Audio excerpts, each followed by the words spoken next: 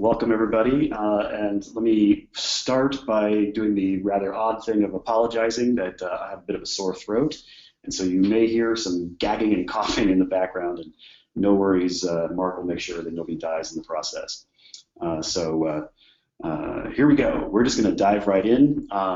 One quick thing to say is that construction documents and services, like all the exams, but certainly this one, is actually a very wide exam. It has gazillions of possible questions on it. Tonight, we've chosen just to focus on mostly contract stuff within a few sort of other types of ownership and a few other ones sort of tossed in there to kind of give a taste of the breadth of it. As we do more of these down the road, we'll sort of widen it out and keep trying different ones. But this seemed like the best place to start, so that's what we're going to start with. So let's jump right in. So I'm just going to run through a series of questions and some possible answers, and then we'll talk about kind of why that answer, why does it make sense, and any sort of pertinent strategy issues that seem to jump out at us as we go along here. So sorry, I'm going to be reading the questions out just so that we make sure everybody hears exactly the same thing. So I don't mean to be repetitive, but I think just sort of the fastest, easiest way to do it. So let's dive in. Number one, which of the following is the most accurate description of the professional standard of care for an architect? So you note that the standard of care there is bolded because that's an actual legal term. If you didn't know that, it would sort of look a lot like it's just, standard and care, like it's just sort of part of a sentence.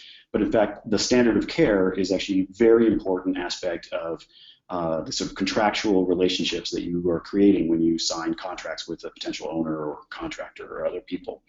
And so what it's really referring to is what level of service can you reasonably be held to? And kind of intriguingly, all through school and all the way along, everybody's always talking about, yeah, we're going to be the best, we're going to do the coolest, we're going to be the most interesting.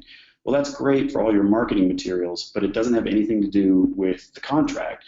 And that kind of makes sense if you think about it, because how on earth could you do a contractual relationship for being the best at anything, or even being near the best at anything? That's just not how contracts work. It doesn't really make any sense in the context, even though if you haven't thought about it before, probably never really sort of noticed it. So what is the standard of care? Well, the standard of care is essentially saying that you're competent. The whole point of the exam, the whole point of the contracts is that there are competent people out there able to respond to people's needs for architectural services. Then let's take a look at some of the possible answers. And I'm, just for fun, going to jump straight to C and D to start us off with. So let's take a look at C.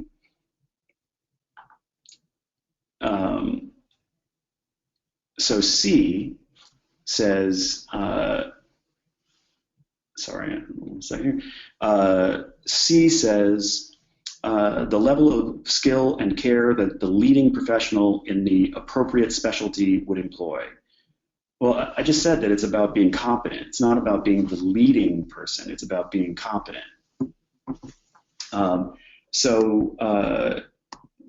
What that is telling us is that C can't possibly be the right answer because it's using the terms leading professional. It's going way out on a limb there, and it's talking about all these sort of big ideas about how these things could be.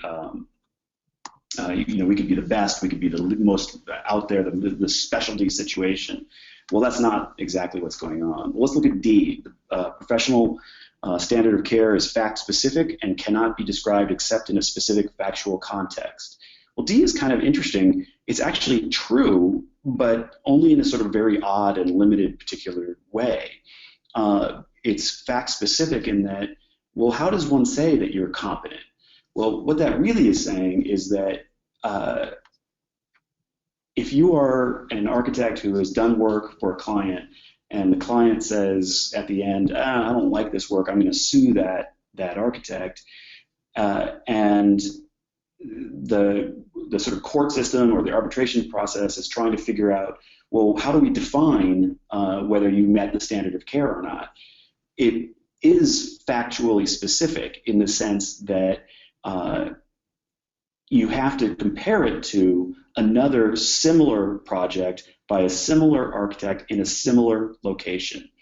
That's the only way that it can make any logical sense. But that's way too specific of a part of the way to kind of get to the real answer. So C and D are definitely not the correct answers. They're just not going to get us anything interesting. So we can cross those guys right off the list. When we look at A and B, now A and B are kind of fascinating because they say essentially the same thing, right? So let's read A. The level of skill and care that the average typical person would employ under similar circumstances. Well, that sounds pretty much like what I was saying, except there's a key word here that is going to kill us, and that is the word typical person. We don't care about any civilians. We only care about architects. So we look at B, the level of skill and care that the average typical architect similarly situated would employ. That's essentially a direct quote from what the standard of care is. You might have a few more little phrases in there like similarly situated, in a similar location, in a similar building type, but B is absolutely the sort of most reasonable answer for what the standard of care.